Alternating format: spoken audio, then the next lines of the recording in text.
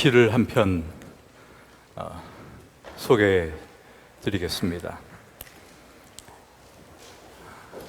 흘러만 가는 강물 같은 세월이라고 하는 제목의 용혜원 시인의 시입니다.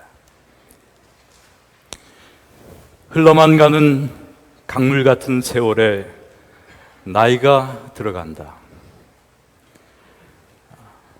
뒤돌아보면 아쉬움만 남고 앞을 바라보면 안타까움이 가득하다. 인생을 알망하고 인생을 느낄만 하고 인생을 바라볼 수 있을 만하니 이마엔 주름이 깊게 새겨져 있다.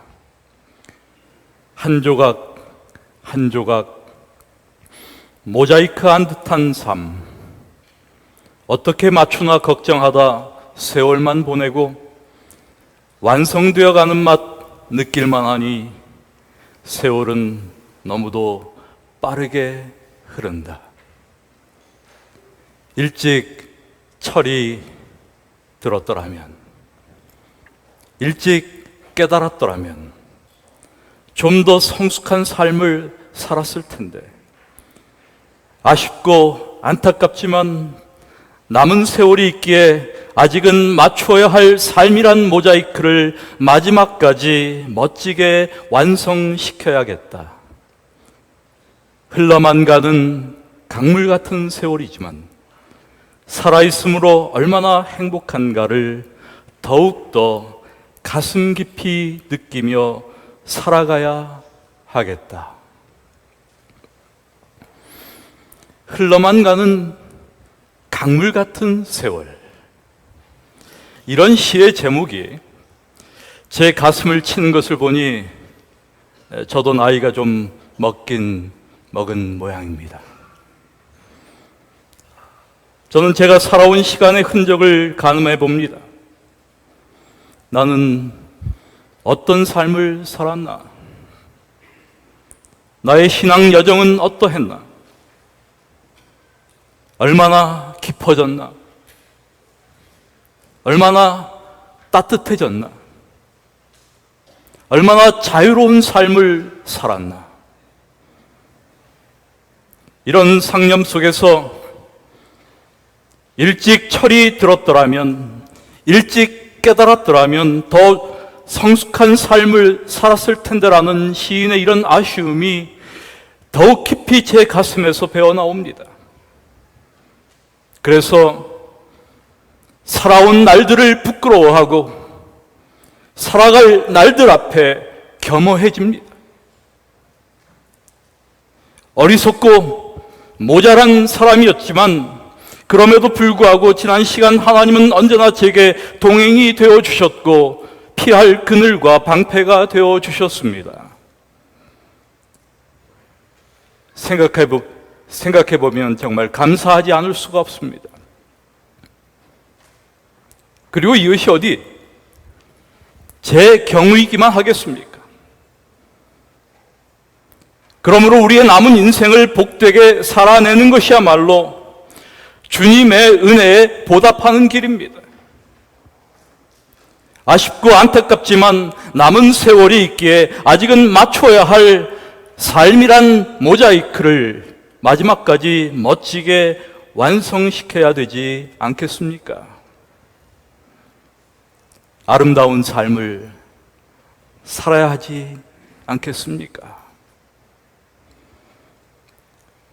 그런데 우리 그리스도인들에게는 이런 아름다운 인생에 대한 우리가 가지고 있는 신앙의 갈망이 하나 있습니다. 그리고 이것은 바울의 간절한 바람이기도 했습니다. 바울은 자신의 신앙의 열망을 갈라디아 4장 19절의 말씀을 통해서 이렇게 이야기했습니다. 나의 자녀들아, 너희 속에 그리스도의 형상이 이루기까지 다시 너희를 위하여 해산하는 수고를 하노니라고 하는 말씀을 통하여 진술했습니다. 너희 속에 그리스도의 형상이 이루기까지, 다시 말해서 우리 속에 그리스도의 형상이 이루어지는 것, 이것이 바울의 간절한 바람이었습니다. 그리고 우리 역시 이것을 갈망합니다. 우리들 주변에는 이런 사람들이 많이 있습니다. 기독교 가정에서 자라났지만 좋지 않은 습관에 빠져 있는 청년들이 있습니다. 인터넷 음란물에 중독돼 늘 마음이 괴로운 사람들이 있습니다. 뒤에서 남을 험담하는 버릇을 고치려 10년이나 애써온 어떤 여자분들도 계십니다. 자녀들을 더 인내심 있게 대해야 함을 알건만 뜻대로 안 되는 아버지들이 있어요. 남편과 아이들에게 성질을 부리지 않겠다고 오늘도 다짐하는 아내들도 있습니다. 자기 주장이 너무 강해 오늘은 말 안 하고 참아야겠다고 생각하지만 여전히 오늘도 말하고 마는 사람들이 있습니다. 동료들을 이해하고 존중하고 좋은 관계를 유지하고 살아야겠다고 결심하지만 만나면 여전히 충돌하며 반목하는 사람들이 있습니다. 여러분, 이들의 공통점이 무엇일까요? 모두 절실히 필요한 것이 있습니다. 그것은 마음의 확실한 개혁, 곧 심령의 변화입니다. 저는 오늘 우리 모두의 가장 절실한 필요가 마음의 변화라고 믿습니다. 제게 있어 신앙에 대한 의구심 중 하나를 단 하나의 질문으로 압축한다면 왜 신앙이 사람을 변화시키지 못할까? 라는 것입니다. 왜 신앙이 사람을 변화시키지 못하는가? 제가 알고 있는 그리스도인들을 생각해 보면 어떤 분들은 신앙에 힘입어 비할 데 없이 좋아졌지만 어느 정도 더 나쁜 쪽으로 변한 이들도 있습니다. 은혜가 넘쳐 흐르고 온유한 정신이 몸에 배어 있으며 남을 용서하는 그리스도인도 있지만 교만하고 비열한 마음을 품고 다른 사람 정죄하기를 좋아하는 그리스도인도 많습니다. 제 경험에 비추어 볼 때 가장 높은 경지를 추구하며 아주 경건하게 보이는 그리스도인들이 때로 가장 매력 없는 인물인 경우가 참 많이 있습니다. 왜 신앙이 사람을 변화시키지 못할까? 이것은 그리스도인이 된 이래 제 자신에게 가장 부담이 되는 문제입니다. 특별히 성품의 변화를 그 어떤 교회보다 강조하는 재림교회에서 이것은 제 자신의 정체성과 관련된 문제이기도 합니다. 비록 제가 목사이지만 목사이기 이전에 한 그리스도인으로서 나는 진정한 의미의 그리스도인일까? 내게는 그리스도인다움이 있는가? 하나님은 나를 어떻게 보실까? 이런 생각들을 하면서 제 자신을 성찰해 봅니다. 우리는 일반적으로 다른 사람들이 나를 어떻게 생각할까에 대하여 큰 관심을 가지고 있습니다. 나는 괜찮은 사람인가? 나는 매너가 좋은 사람인가? 다른 사람들이 나를 얼마나 알아줄까? 제가 선생이다 보니 이런 생각을 할 때가 있었습니다. 학생들은 나를 어떻게 생각할까 도대체? 나를 좋아할까? 나는 학생들에게 인기 있는 좋은 선생인가? 학생들은 나를 실력 있다고 평가할까? 참 궁금할 때가 많았어요. 그런데 이런 거 어떻게 물어봅니까?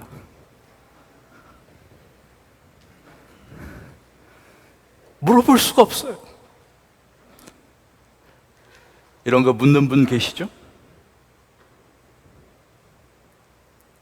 그러나 여러분, 이런 생각은 그리 중요하지 않습니다.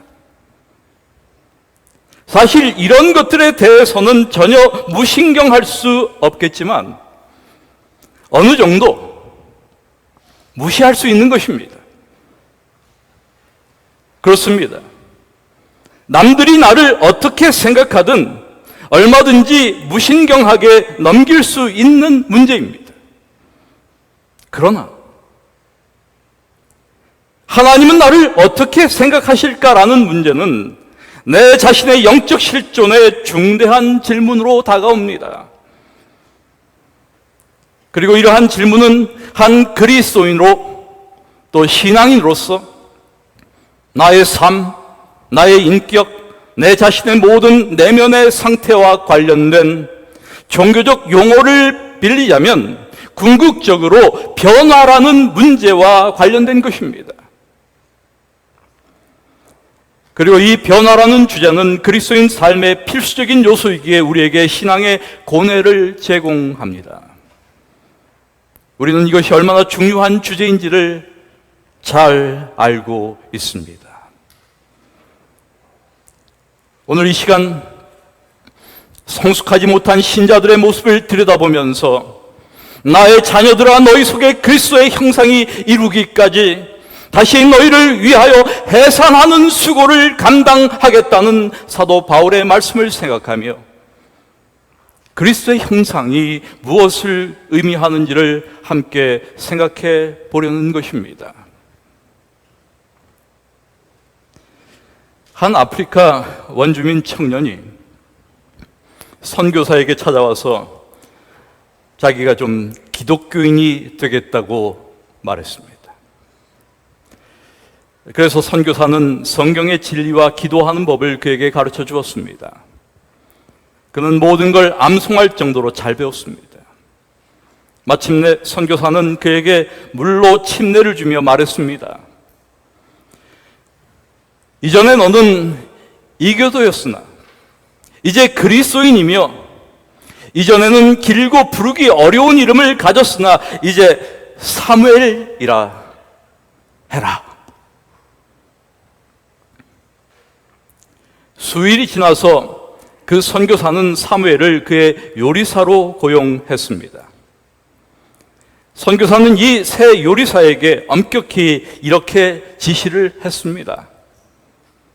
금요일에는 고기 요리를 절대로 하지 말고 대신 생선 요리만을 만들어라. 금요일이 되어 선교사가 집에 돌아와 식탁을 보니 지시한 대로 생선 요리가 준비된 것이 아니라 온통 육류로 채워진 것을 보게 되었습니다. 화가 몹시 난 선교사가 사무엘에게 야단을 쳤어요. 사무엘, 금요일에는 고기 요리를 하지 말라고 했잖아. 그러자 사무엘은 겁이 난 채로 서투른 영어로 말했습니다. 제가 시장에 갔는데 생선은 하나도 없었어요. 할 수 없이 고기를 샀어요. 그러나 잘 될 거예요. 왜냐하면 고기를 이미 생선으로 변화시켰으니까요. 이 바보 같은 이라고. 어떻게 고기가 생선이 된다는 말이야. 선교사가 호통을 쳤습니다. 그러자 사무엘이 이렇게 말했습니다. 그렇지만 선교사님, 나는 물을 떠다가 고기를 담갔다가 꺼내는 침례를 주며 이렇게 말했어요. 이전에 너의 이름은 고기였으나 지금은 생선이라 부를지어다 하고요. 내가 처음에 기독교인이 되었을 때 선교사님께서 제게 했던 것과 똑같이 했어요. 그래서 같은 요술을 한번 부려본 거예요.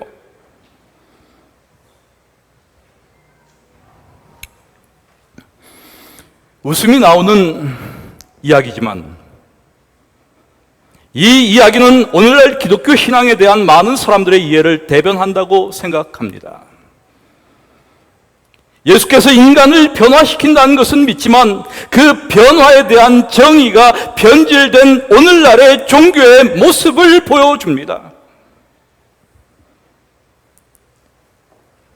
기독교 지도자였던 마이크 야코넬리의 말을 빌린다면 어떤 변화가 됐든 그것은 외면적인 것이라기보다는 내면적인 것이다. 하나님이 이루시는 변화는 대개 하나님께만 보이는 것이다. 그 외에는 누구도 볼 수 없다. 다시 말해서 사람을 그리스도인 되게 하는 변화가 그것이 무엇이 됐든 인간의 눈으로는 전혀 감지되지 않을 수 있다는 말입니다. 마치 고기가 생선이 된 것처럼 여전히 고기이지만 하나님은 그것을 생선으로 여기신다는 신학입니다.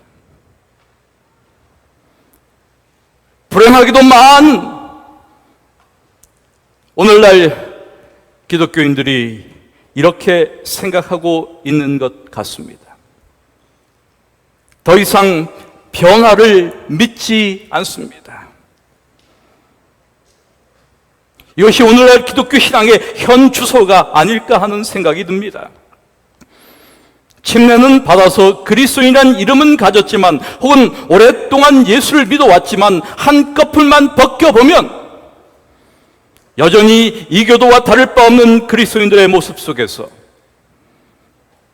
고기가 생선이 될 수 없는 것처럼 그리스도인은 그저 고기이지만 생선으로 불리는 존재인가를 생각하게 됩니다.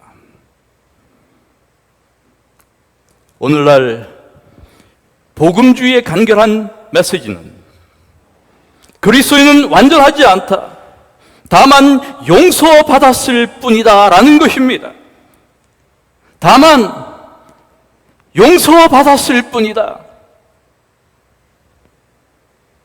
그리스도인이 된다는 것은 과연 그것이 전부일까? 이것이 말하는 내용은 오직 용서만이 기독교의 전부요, 기독교의 진정한 본질이라는 것입니다. 그리고 이것은 오늘날 복음주의 기독교가 지향하는 복음이기도 합니다. 이런 신학이나 가르침은 우리가 인생의 다른 모든 면에서는 그리스도를 믿지 않는 사람과 하등 다를 바 없으면서도 여전히 그리스도를 믿어 용서를 얻을 수 있고 그리스도인으로 살아가는 것을 가능하게 해줍니다. 마음이나 인격의 변화 없이도 우리는 여전히 그리스도인으로 살아갈 수 있다는 것입니다. 이것은 우리가 교회에 와서 예배를 드리며 하나님의 용서를 구하고 용서받은 죄인으로 또 그렇게 얼마를 살고 다시 와서 용서를 구하고 사는 것이 그리스도인 삶이라는 것이죠.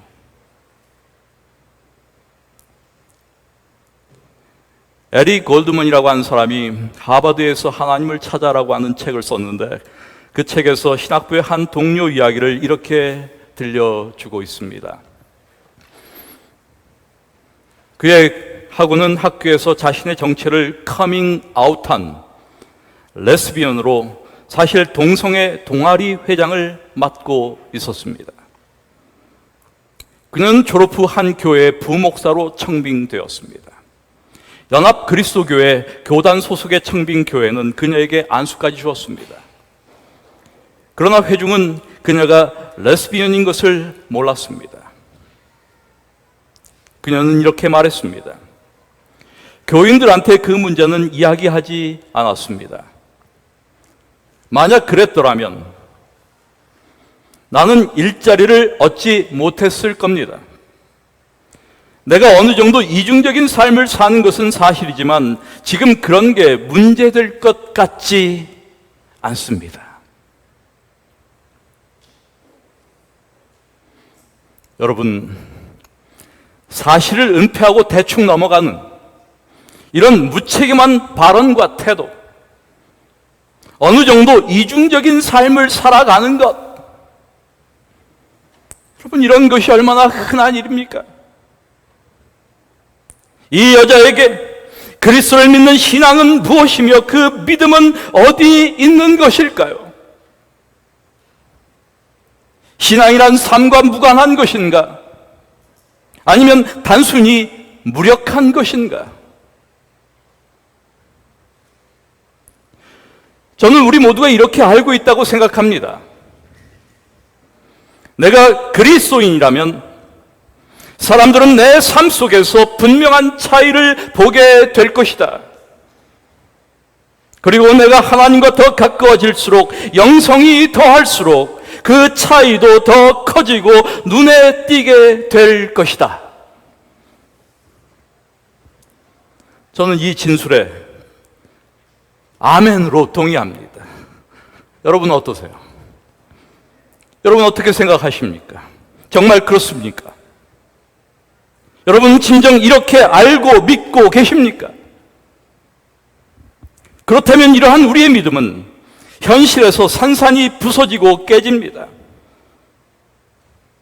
그리고 신앙이 삶 전체에 거의 영향을 미치지 못하는 상황은 우리 시대에만 있는 것도, 또한 최근에 생겨난 것도 아닙니다. 다만 지금이 심각한 상태인 것은 분명합니다. 우리도 마찬가지입니다. 오늘날 재림교회 모습 속에서도 우리의 신앙 정신이 우리의 실존에 포함되어 있지 않거나 극히 주변적으로만 포함되어 있습니다. 이것이 오늘 우리가 서 있는 자리입니다. 오늘의 우리의 현실입니다. 더 이상 삶과 성품의 변화를 추구하지 않습니다. 매 순간에 인간 실체와 실존의 깊이는 신앙과 영성의 핵심에서 벗어나 있습니다.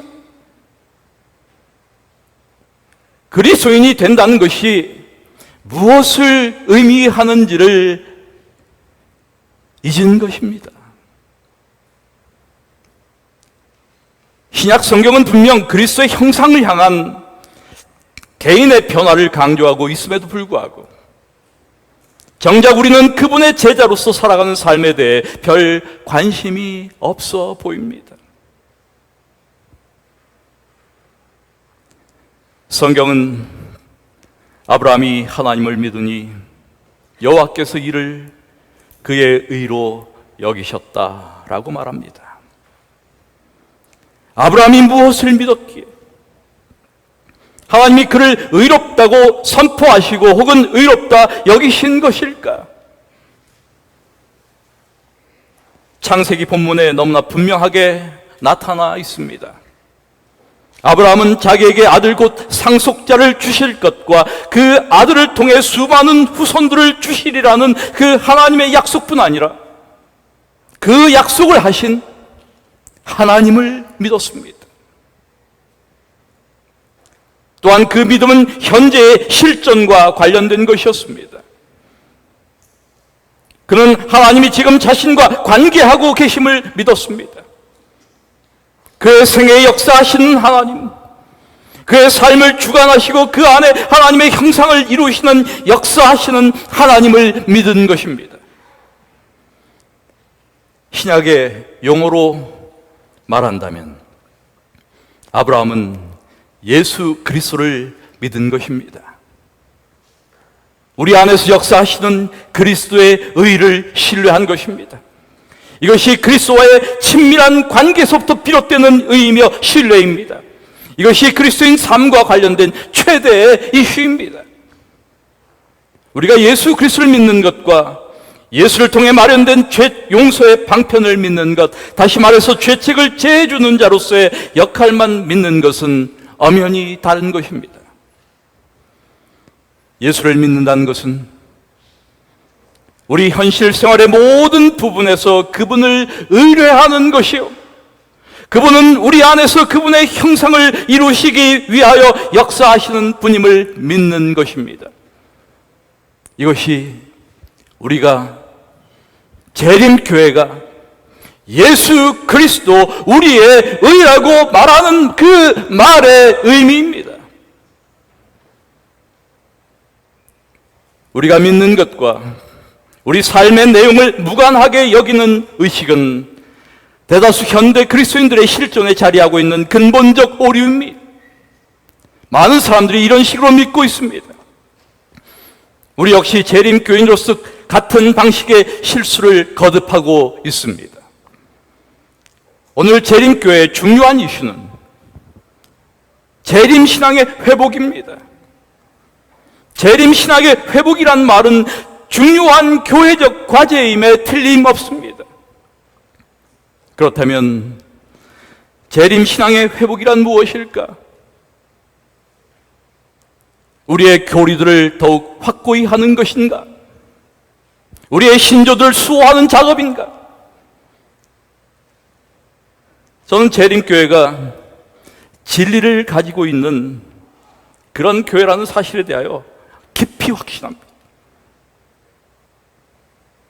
그런데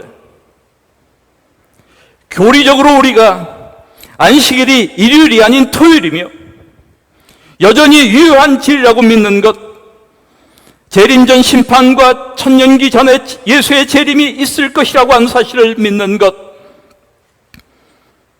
하늘에 성소가 있다는 사실을 믿는 것, 그리고 영원 불멸소를 믿지 않는 것, 이것은 우리의 신앙적 삶에 무슨 의미가 있을까? 이러한 성경적 진리는 우리의 영적인 삶에 어떤 유익을 제공하는 것일까? 이런 생각을 늘 하곤 합니다.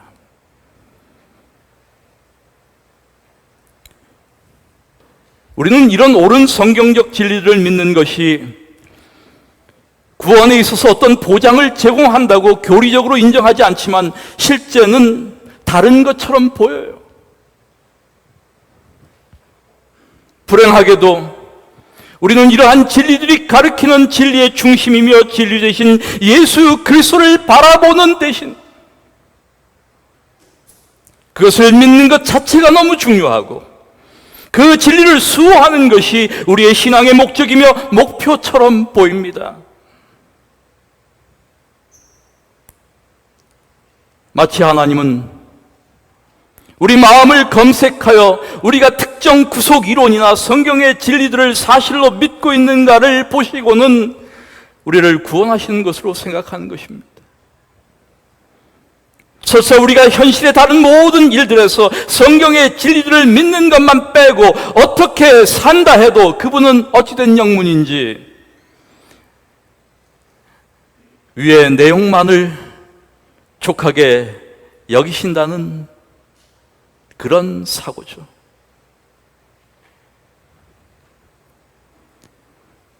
여러분, 사후의 삶에 대해서는 그리스도를 믿지만 오늘의 삶에 대해서는 믿지 못하는 것, 영원한 운명에 대해서는 그분을 신뢰하지만 그리스도인의 삶에 관련된 일에서는 신뢰하지 못하는 것, 그것이 어떻게 가능한 일일까?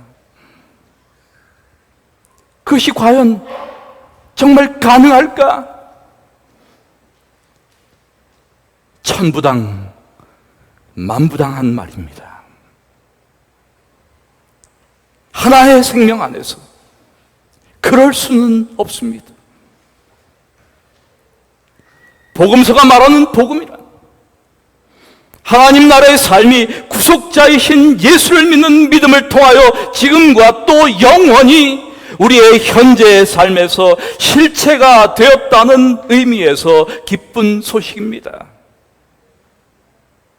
그러므로 이제 우리 앞에는 한편에 그리스도를 믿는 믿음이 있고 다른 한편에는 그분이 베푸시는 풍성한 삶과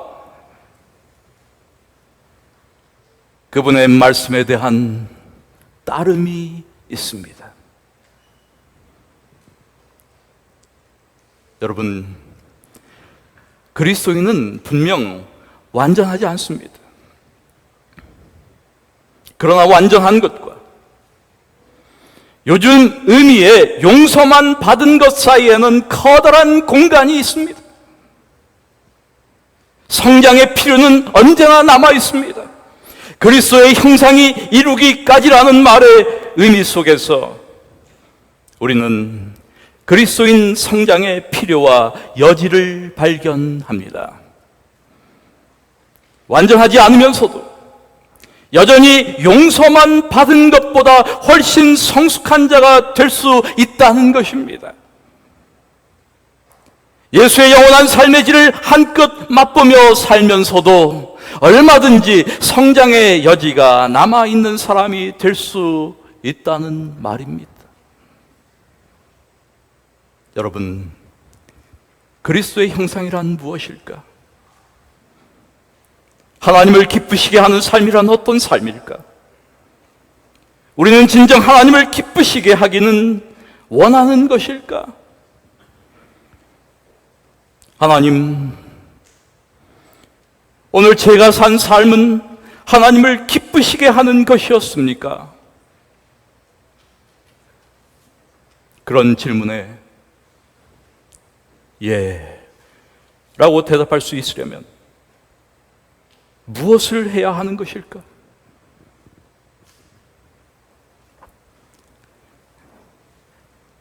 그리스도인 삶에 대해 어거스틴은 이런 이야기를 한 적이 있습니다. 저는 제가 개인적으로 이 어거스틴의 이 말에 대해서 참 오랫동안 생각하고 이 진술을 좋아했어요. 아주 간단한 진술입니다. 하나님을 사랑하라. 그리고 하고 싶은 대로 해라.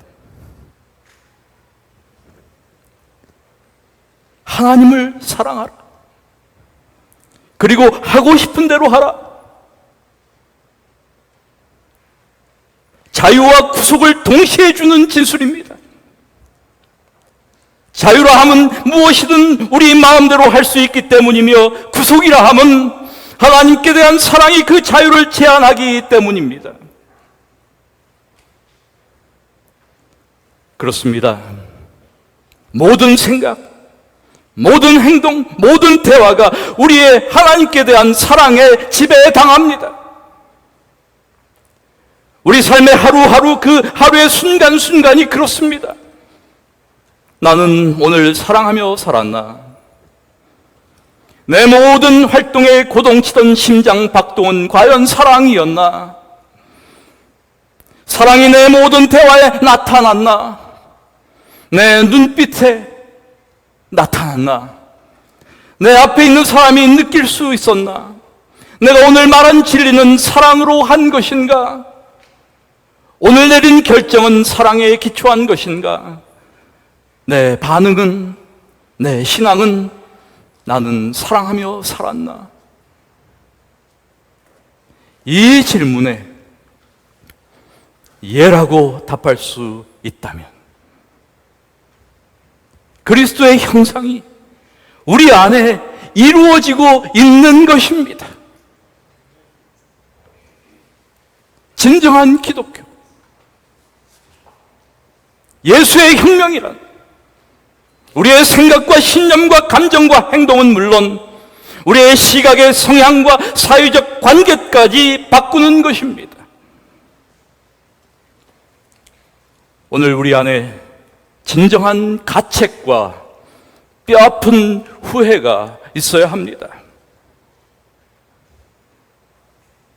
이것이 없이는 진정한 변화에 가망이 없습니다. 오늘의 우리의 많은 신앙 고백에는 자신의 존재와 심지어 자신의 행위에 대한 가책이나 슬픔이 전혀 보이지 않습니다.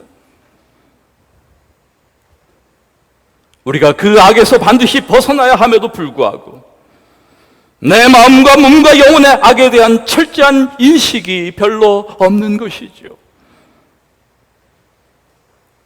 너무 자존심이 세고 너무 자부심이 강하고 사실 교만하기까지 합니다. 내가 얼마나 못난, 모자란 존재인가를 전혀 모르는 것입니다.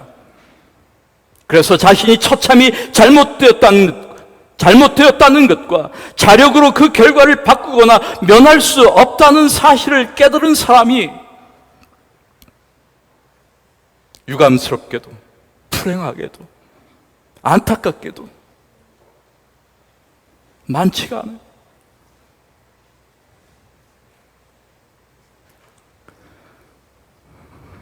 사랑하는 여러분, 화로다 나여 망하게 되었도다. 나는 입술이 부정한 사람이요 입술이 부정한 백성 중에 거하면서 만군의 여호와이신 왕을 배웠음이로다 라는 이 의식이 우리에게 있어야 하지 않겠습니까? 나는 죄인들 중에서 가장 큰 죄인입니다 라는 고백이 종교적 수사가 아니라 진심으로 주님께 드리는 우리의 고백이 되어야 하지 않겠습니까? 그렇습니다, 여러분. 이런 처지에 있는 우리를 구하실 수 있는 분은 오직 하나님뿐입니다. 오늘 이 시간 우리 안에 신앙과 삶의 불일치가 극복되고 신앙과 삶이 하나 되는 환희의 순간을 우리의 삶에서 모두 경험하게 되기를 기도드립니다. 우리 안에 그리스도의 형상이 이루기까지 우리의 그리스도를 향한 지향이 그치지 않기를 이 시간 기도드립니다.